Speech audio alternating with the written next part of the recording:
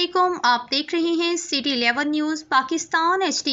خبر شامل کرتے ہیں فیصل آباد سے۔ ہمارے بیورو چیف رانا مختار احمد شاکر کی رپورٹ کے مطابق پاک فوج زندہ باد تحریک پاکستان کے زیر اہتمام 5ویں یوم دفاع کے موقع پر یوم دفاع کانفرنس جو گھنٹہ گھر فیصل آباد منعقد ہوئی،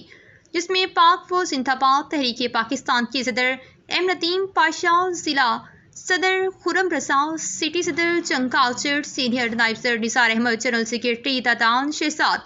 نائب صدر عمران شہزاد، سرپرست اعلیٰ صوبیدار رانا عبدالغفار، صدر Madina town Malik Zeeshan, district officer intelligence bureau Mian Tahir حمید کے علاوہ سپریم انجمن تاجران کے جنرل سیکرٹری شیخ ارسلان اچھی،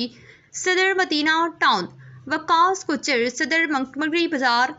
ماجد، امن اتحاد کمیٹی کے چیئرمین عبد الباسط بھٹی، سٹی صدر چودھری یوسف، پاکستان مسلم لیگ نون کے ڈویژنل صدر sports and culture wing Rana Asif Arshad, Jamiat Ahl Hadith کے ناظم اعلیٰ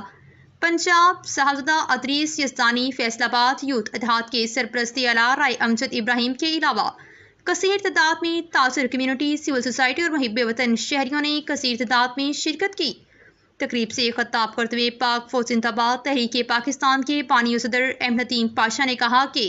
25 کروڑ پاکستانیوں کا دل اپنی افواج کے ساتھ دھڑکتا ہے اور ہم دشمنوں کے ہر پروپیگنڈے کا کڑی جواب دینے کے لیے ہم وقت تیار ہیں۔ جو ہمیں گمراہ کرنا چاہتے ہیں، ہم انہیں بتانا چاہتے ہیں کہ عوام اور پاک فوج دو قلب ایک جان ہیں، اور خدا نخواستہ کبھی ملک پر کوئی برا وقت آیا یا دشمن کبھی میلی آنکھ سے دیکھا تو 25 کروڑ پاکستانی اپنی فوج کے ساتھ شانہ بشانہ کھڑے ہیں، کسی بھی قربانی سے دریغ نہیں کریں گے اور دشمن وطن کی اینٹ سے اینٹ بچا دیں گے۔ تقریب میں قومی پرچم لہرایا گیا اور تقریب پاک فوج زندہ باد پاکستان پائند آباد کے نعروں سے گونجتی رہی۔